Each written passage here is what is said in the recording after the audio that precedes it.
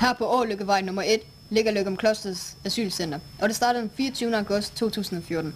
Centeret ligger kun en lille kilometer væk fra Løgumkloster distriktsskolen, og der er masser af plads til udvikling, både af børn og voksne. Det har tidligere været et plejehjem, men da det ikke bliver brugt mere, har vi lavet det om til et asylcenter. Og her på skolen har vi lige taget en elev ud for at høre hans mening om det. Hvornår kom du til Danmark? 1 år siden. Hvad synes du om opholdet indtil videre?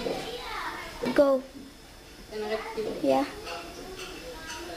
Hvad kan de bedre ved centrene? Ikke noget. Det er fint. Det er fint nok. Hvad synes du, der er godt med Danmark? Den skole, den er fin. Og du synes ikke, skolen er Nej, den er god. Ja. Hvad er måske ikke så godt ved Danmark? Kan forbedres? Nej, den er fint nok. Den er fint. Ja. Hvad kan du godt lide ved asylcentret? Jeg lide min ven og fodbold.